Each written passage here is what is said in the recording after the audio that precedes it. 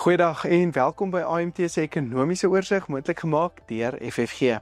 Ek en Waldo gesels hierdie week oor hoe belangrik die mini-begroting van volgende week vir ons is en hoekom die wisselkoers verswak het na China en Amerika se handelsooreenkoms laasweek.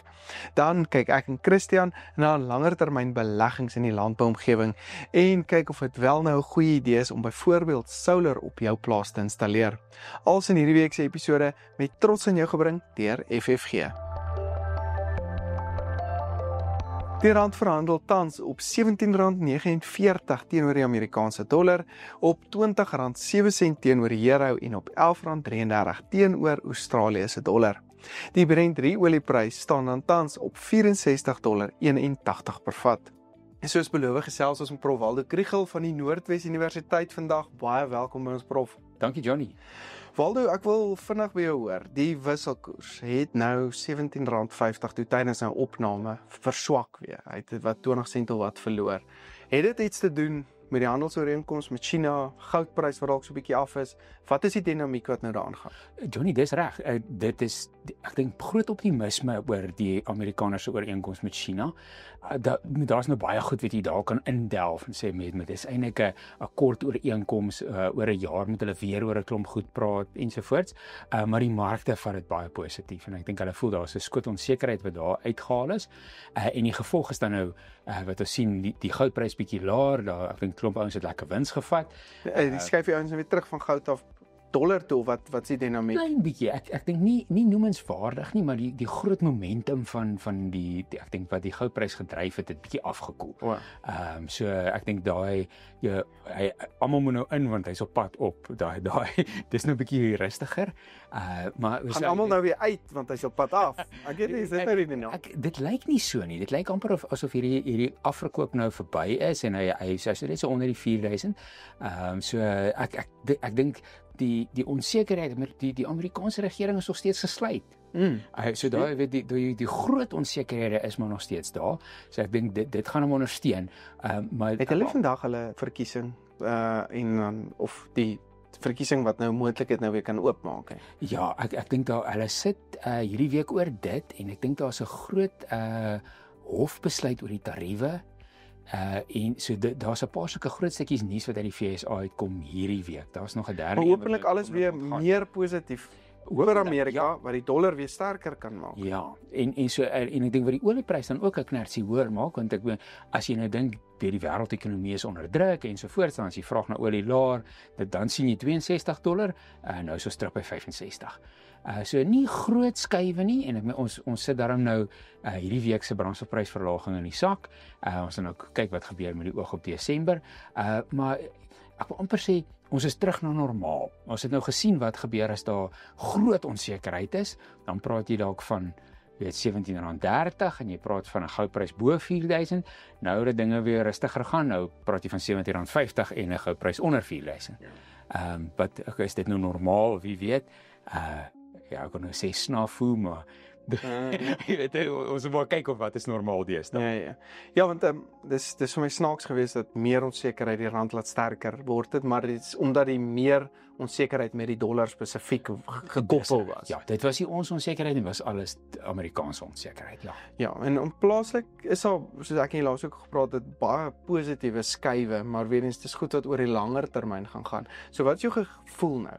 As ons na die einde van die jaar te beweeg, wisselkoers, waantoe kan ons R17.50, kan ons R18 toe gaan, as die dollar nog baie versterk, as die regering oopmaak, as die, as daar positiewe nuus daar uitkom, want ek dink sommer net met graanpryse wat dit nogal baie positief kan beïnvloed, en gaan ons nog 'n rentekoersverlaging sien, ja of nee?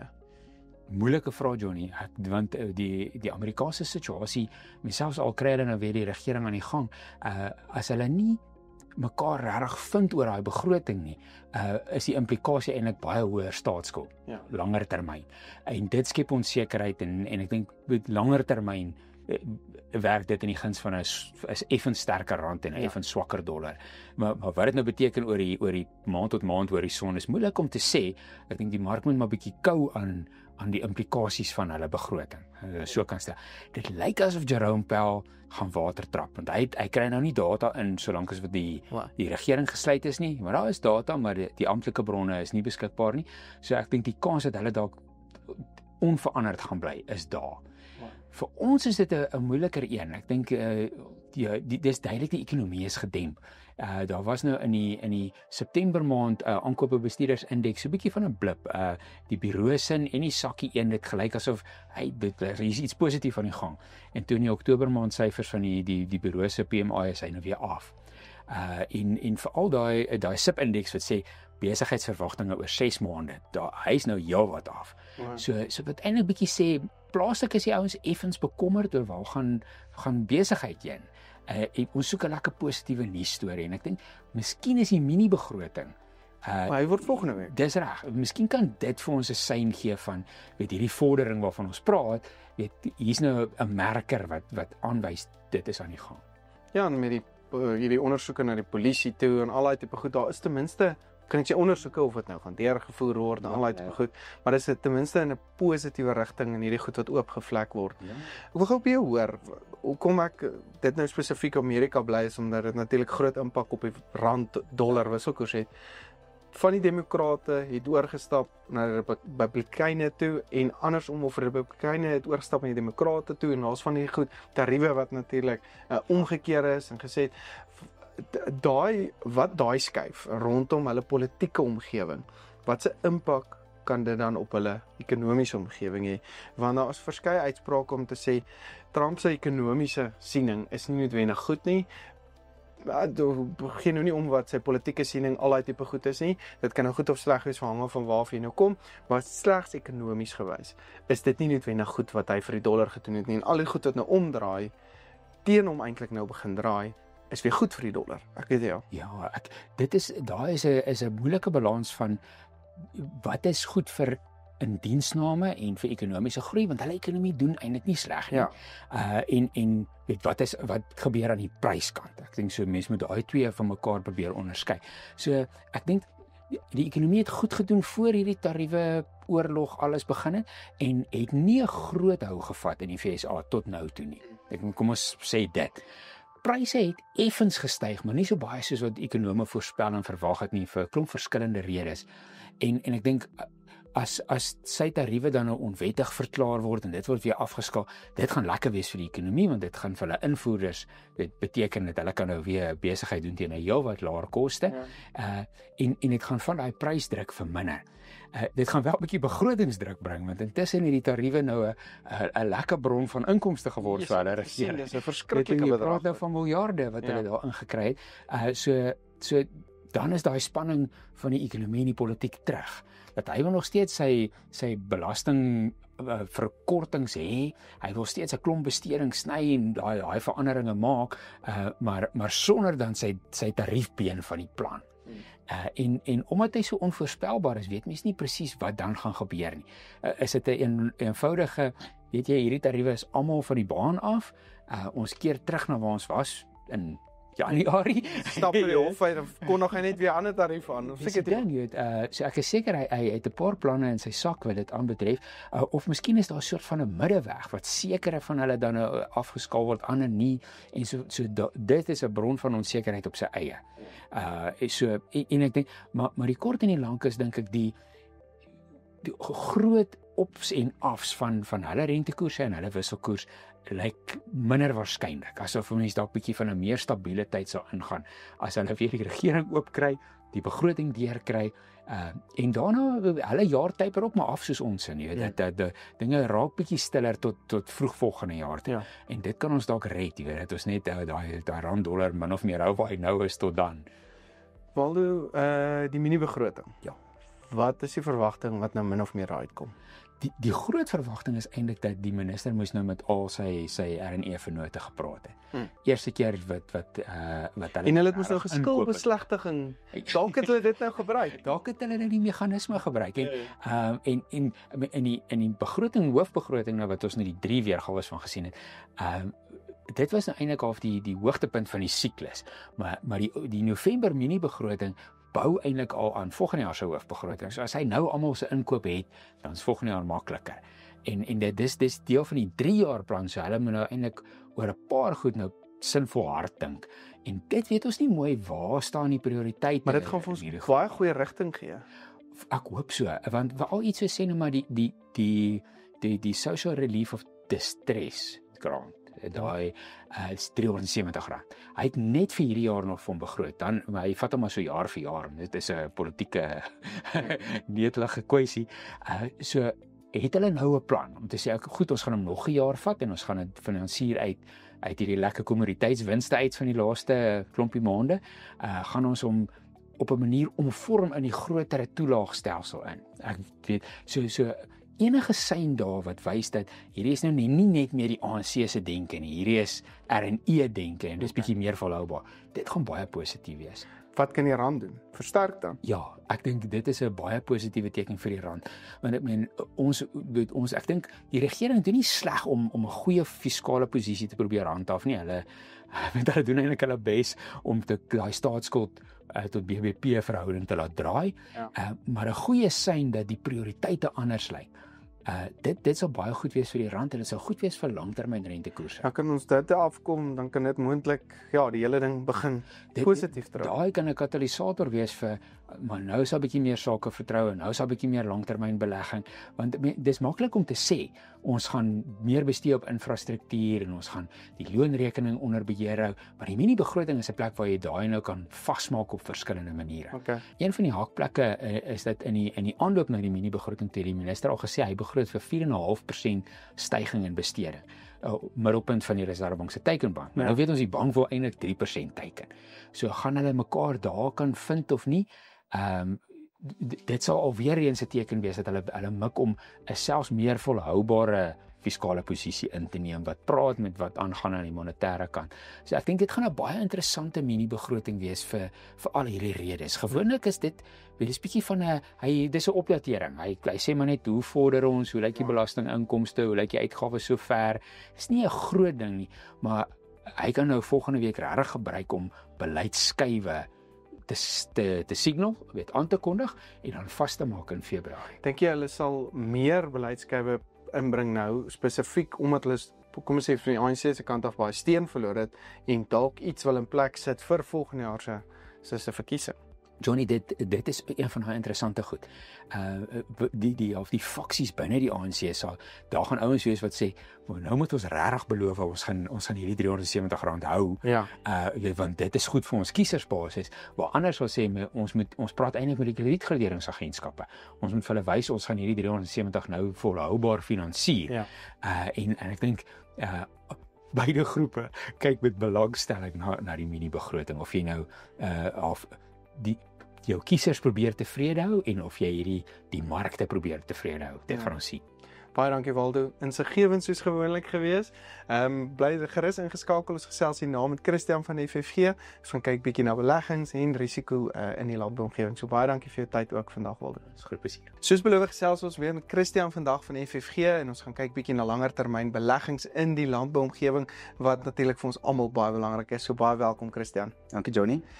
Christian, ons het gesien is baansekerheid eintlik van 2008 af in Suid-Afrika om langtermyn investering te doen. Ons het gesien besighede in Suid-Afrika het so 'n bietjie onder druk gekom met amper business confidence, as ek Engelse woord kan gebruik, wat baie onder druk is. Sien ons 'n ligpunt? Ek weet daar's baie goed wat regskuif, wat regte besluite wat begin geneem word. Sien ons dat daar 'n verbetering is en byvoorbeeld kan ons as boere weer daai langtermyn investments of investering begin maak? Jody, as jy 'n sake-eienaar is in Suid-Afrika, sukkel jy maar altyd met onsekerheid van voor 94, deur 94 tot op hede. Natuurlik was daar tye gewees wat dit uitsonderlik goed gegaan het met ons en waar sogenaamde confidence of vertroue hoog was. Sonder twyfel is ons op een van die laagpunte in die geskiedenis van ons demokratiese Suid-Afrika. Ek dink 'n ou moet maar proaktief optree in terme van hoe jy jou bates allokeer, waantoe jy uitbrei, en dit is so, boere brei altyd uit. Ons boerderyomgewing is sterk, in die landbousektor spesifiek. Ons sien natuurlik boerdery in Suid-Afrika is baie blootgestel aan Suid-Afrika se politieke omgewing, se ekonomiese omgewing, se onsekerheid binne in die land. Hoe sal jy voorstel dat hulle dalk so 'n bietjie diversifiseer, dalk so 'n bietjie risiko's verskans? 'n Boer sê altyd hy kry beter opbrengs op sy bees of op sy oes, en dit is so, hulle kry goeie opbrengs, maar dit gaan gepaardgaande met risiko, prysfluktuasies van die graanprys, jou insette raak duurder. As jy op 'n punt is waar jy voel jy na iets anders te wil kyk, kan mens regtig oorweeg om na die buiteland toe te diversifiseer, en dit beteken eintlik om jou rande in dollars te kry op die einde van die dag. Is dit 'n goeie tyd om nou dollars te koop? Soos op 'n plek waar die dollar redelik swak is en ons baie kan kry vir dit. Jy vra my nou baie direkte vraag met 'n klomp antwoorde, maar as jy gaan kyk waar die rand was, en toe ons op die gryslys was, ons nou onlangs van die gryslys afgekom, was daar definitief 'n uptick in die rand gewees. Die rand is sterker, en ons kan nou lank praat, is dit 'n swakker dollar of is dit 'n sterker rand? Die vraag is, moet ek nou rande skuif na dollars toe? En in ons opinie sê ons ja, dit is 'n goeie tyd om gedeeltelik van jou rande om te swaai na dollars toe, want jy gebruik eintlik die sogenaamde infaseringsproses, waar jy eintlik 'n prys gemiddeld kry oor tyd. Maar dit is 'n goeie tyd. Sodra dit in dollars is, dan is dit 'n oop gesprek, wat nou? Want Amerikaanse markte is hoog. Mens moet maar versigtig wees. Baie onsekerheid nou en daar ook wat Trump vir ons skep. Baie onsekerheid in terme van die tariewe. Tariewe kan oormôre kan dit verander, jy weet, en dan kan dit weer die aandelemark kan weer hardloop, maar die punt is die buitelandse aandelemark, veral in Amerika, is hoog geprys, en daar's 'n sekere konsentraat in daai aandelemark wat die aandele eintlik baie opstoot. So mens moet maar versigtig wees, maar die punt is, wat is jou langtermynstrategie? Jy moet uitkyk van 5 jaar, 10 jaar vat as jy sê ek gaan rande na dollars toe swaai. Dan moet jy besluit hoe ek dit wil belê. Sal jy dollars toe gaan of goud? Want goud is ook nou nog 'n aantreklike belegging op die oomblik, maar dit is nou baie duur. Ja, dit is altyd snaaks sodra 'n aandeel of 'n kommoditeit goed gehardloop het, dan vra almal, moet ek nou daarin belê? So ek sal versigtig wees. Jy moes in goud gewees het voorheen. Ek kan nie nou, dis net te moeilik om te sê. En dis dieselfde soos as die rand verswak. Begin verswak. Of vra almal, moet ek nou dollars toe gaan? Dan het jy die boot gemis. Jy moet nou, terwyl die rand teruggetrek het, moet jy begin rande na dollars toe vat, en dieselfde met goud maar. En ek dink mens moet, soos jy ook gesê het, 'n langer termyn besluit neem, want dit is dieselfde as hoenderpryse of beespryse opgaan en jy wil na dit hoog is, dit dan inkoop. Dit is weer eens soos jy sê, die boot gemis. Dink ek, soos jy ook noem, mens moet 'n langer termyn visie hê en dan jou besluite neem rondom dit, en ek dink jou strategie rondom dit dan gaan uitwerk. Ja, onthou die doel is, ek wil diversifiseer van my huidige risiko's af. En dit is hoekom dan moet jy die gepaste strategie volg. Die doel is nie om volgende jaar 20 of 30% opbrengs te kry nie. Die doel is, ek wil my risiko's eintlik verminder. In landbou is dit so belangrik. Ons moet risiko's bestuur, ons moet risiko's probeer verminder, want ja, net as jy net na die reënval kyk, is dit al klaar groot risiko. Christian, ek wil gou by jou hoor, langtermyn beleggings. Kom ons eintlik dan 'n bietjie terug na solar, seker tipe goed, solar installasies op die plase. Ek weet ons het nou op die plaas ook 'n kwotasie gekry. Is dit tyd om nou na dit te kyk, as ons na elektrisiteit opwekking kyk, wat Eskom gedraai, is dit dalk tyd om 'n bietjie terug te sit, moet ons dit nie doen nie? Wat is jou gevoel? Ek is nie so seker of Eskom noodwendig gedraai het nie. Ek dink wel dat die privaat sektor baie van die kapasiteit wat Eskom gelewer het, van hulle hande afgevat het. Die privaat sektor het enorm goed gedoen die laaste 12 maande om hulle eie energie op te wek. Ek dink Eskom verbrand nog steeds baie diesel op 'n daaglikse basis. Ek sou sê definitief 'n goeie idee vir al as jy 'n sake-eienaar is of jy's 'n boer, om te kyk na daai om 'n solar op te sit. Maar dis 'n som wat jy moet gaan maak. Die kapitaal wat jy uitgee teenoor die opbrengs wat jy gaan kry. Sê altyd so 'n eenvoudige sommie. maar ek weet daar's ouens wat sê hulle moet hulle batterye vervang na 'n sekere aantal jare, maar onthou tegnologie verander so eksponensieel. Panele se opwekking, al daai goed verander soveel. Kyk hoe goedkoop het panele geraak die laaste paar jaar net. So die som begin al hoe meer aantreklik lyk en ek dink is regtig jy moet doen ten minste die oefening om te kyk. Ek dink is 'n goeie langtermynbelegging as jy gaan kyk na die opbrengs wat ons so min of meer in die mark al gesien het met En as ons dit terugbring in ons vorige gesprek, dit al risiko vir jou uit. Veral as jy pivots of besproeiing het, pragtige Zematic pivot daar op jou plaas het. As jy solar het of jy kan natuurlik sonder Eskom kan funksioneer en daar's nou weer breakdowns in Eskom, dan is jy nie blootgestel aan daai risiko's nie. Ons het gesien wat dit met aardappel en eierpryse en goed gemaak toe ons daai hoë vlak van load shedding gehad het. Maar jy moet daai risiko's gaan bestuur. Sonder twyfel. Dis maar een van die boksies wat jy moet tik en wat jy nou moet gaan kyk in jou ontleding van jou boerdery of jou familie boerdery. Hoe kan ek my risiko eintlik verminder in Suid-Afrika, want ons sit met ongelooflik baie van dit en as dit iets is in terme van die vertroue wat ek moet hê in elektrisiteit, en as ek daai risiko van die tafel af kan haal, is daar 'n stap in die regte rigting. Christian, laaste vraag. Ek wil gou weer hoor. Ek het so geraak aan die eerste vraag. Is ons besig om die skip te draai in Suid-Afrika? Is ons besig om vertroue te bou? Dit sit nog nie wenig in die syfers nie, maar ons is besig om die regte besluite te neem met die RNE. Kry ons bietjie meer stabiliteit? Sien ons dalk daar so 'n bietjie lig aan die einde van die tonnel, jou gevoel? Ek weet enigiets kan natuurlik enige tyd gebeur, maar voel jy die regte goed is besig om te gebeur? Johnny, ek dink volgende jaar in die munisipale verkiesings gaan 'n deurslaggewende oomblik wees vir die politieke omgewing, sonder twyfel. En dan natuurlik die ekonomiese omgewing wat saam met dit gaan. En die ekonomiese omgewing en die belangrikste is maar ons metro's, want dis waar die ekonomiese aktiwiteit in Suid-Afrika plaasvind. So ek is versigtig optimisties in terme van waar ons politiek heen gaan. Daar is definitief nog risiko op die tafel as ek gaan kyk na wat die ander kant van die munt kan beteken vir ons in 'n EFF of 'n MK party samesmelting met die ANC, so 'n tipe transaksie. Maar omdat ek in Suid-Afrika bly, is ek optimisties. Ek is optimisties oor die land en ek dink die skip begin draai, want ek dink die regering in Suid-Afrika begin besef dat die private sektor al hoe meer 'n groter rol begin speel. Noodsaaklik is vir die toekoms. Super noodsaaklik vir die toekoms. As ons net kyk wat Eskom het ons nou oor gepraat wat hulle gedoen die private sektor in die elektrisiteit bedryf. En ek dink ons begin dit nou sien met Transnet ook, of eintlik meer Sanral, waar hulle private sektor in ons hawens begin inbring en moontlik op ons spoorlyne. So ons is definitief besig om in die regte rigting te beweeg in daai opsig. En dit maak my optimisties. Dit is nog steeds ons is redelik onder druk in Suid-Afrika, die verbruiker, maar ek dink regtig as ons 'n 3 tot 'n 5 jaar uitkyk vat, voel ek dat ons dinge gaan omdraai in Suid-Afrika. Ek dink versigtig optimisties som my presies op. Dit is my siening. Ek is regtig ook, ek is natuurlik 'n optimistiese mens, maar ek dink versigtig optimisties is 'n goeie siening om te hê. En so op het korrupsie met hierdie public-private partnerships ry dit nou nie in die wiele nie, maar dis iets wat ons hopelik besig is om ook te vlek met hierdie polisiekommissie ondersoek en alles. Maar baie dankie vir jou tyd, Christian. Dit was baie insiggewend om met jou te gesels. En skakel in volgende week. Dan gesels ons verder oor die nuutste ekonomiese sake in Suid-Afrika. Baie dankie, Christian. Dankie Johnny. Hierdie episode word met trots aan jou gebring deur FFG.